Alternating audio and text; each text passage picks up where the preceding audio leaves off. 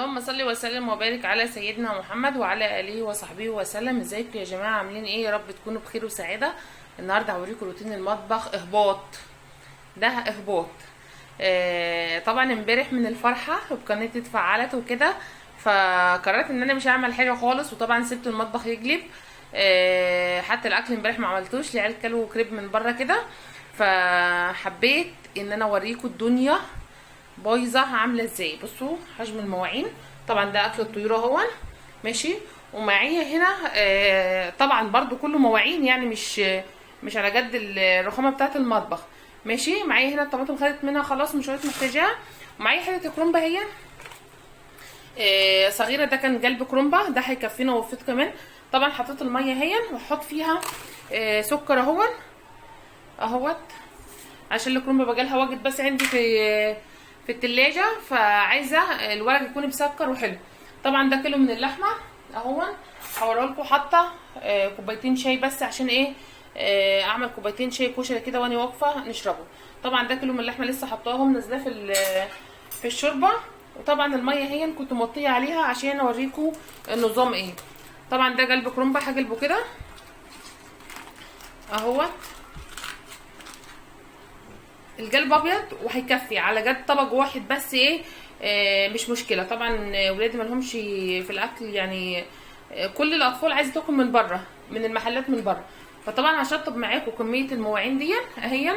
الدنيا بسم الله ما شاء الله. طبعا مجشره بصل اهون في الطبق عشان اعمل صلصه المحشي، وضربت الطماطم في الكبه عشان ما تاخدش تسبيك معايا، تبقى اسعف الوجد بدري.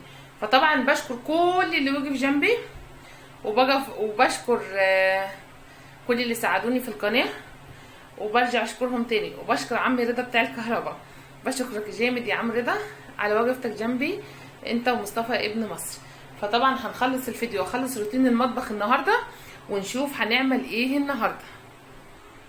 بصوا يا جماعه، عايزه اقول حاجه، عايزه اشكر قناه زينب رضوان.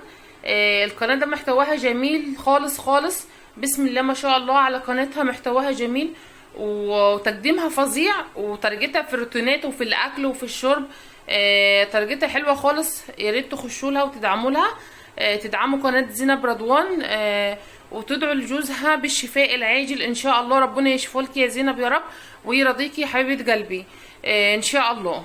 يا ريت يا جماعه تخشوا لزينب قناتها فظيعه وتقديمها فظيع، وقناتها ومحتواها فظيع. يا ريت تخشوا وتدعموها زي ما بدعمتوني، تدعموا زينب رضوان. تعالوا نشوف عملت ايه الفتره دي. عملت الصلصه بتاعت المحشي اهي، طبعا انا فرماها في الكبه فعشان كده هتتسبك بسرعه. وشطبت شويه من المواعين، وادي مكان الطماطم، وسلقت الكرنب اهو. كان عندي جرنين فلفل كده على الحوض مستخسراهم، فروح جايه مجوراهم ينحشوا مع المحشي بما انهم حرين. وعملت كوبايتين من الشاي اهون عشان ندلع نفسنا بقى ونشرب كوبايتين شاي. طبعا احنا فطرنا وما شربناش شاي، فقلت اعمل كوبايتين من الشاي. طبعا ده صوت الحوض بما ان الصلصه على النار واللحمه على النار كده تمام. نشرب بس كوبايتين الشاي ونشوف هنعمل ايه بعد كده.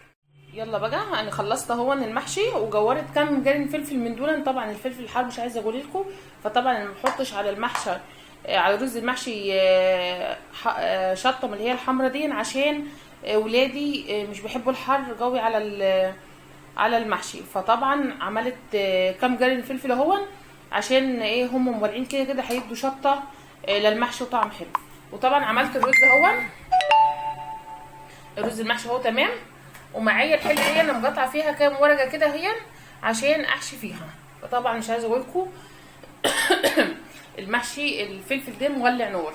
وادي الحوض اهو شطبته، وادي الرخامه هي خلصتها، والمطبخ بقى تمام كده. روتين المطبخ النهارده كده 100 100. وطبعا الحله هي فيها اللحمه على النار كده. هحشي واوريكم النظام ايه. وادي يا جماعه المحشي اهو بسم الله ما شاء الله عليه، طعمه خرافه. طبعا انا اكلت منه، طلعت منه واحده من الجنب من هنا واكلتها، طعمه خرافه بسم الله ما شاء الله. وادي اللحمه كانت في الشوربه عايزه شويه ميه، ضفت عليها بس اللحمه استوت وعادت زي الفل. طبعا انا هحط الغدا دلوقتي اهون وكده، يبقى ده غدانا النهارده المحشي واللحمه. وشكرا لكم، يا ريتكم تشتركوا لي في القناه، وما تنسوش الدعاء بالرحمه والمغفره لاختي.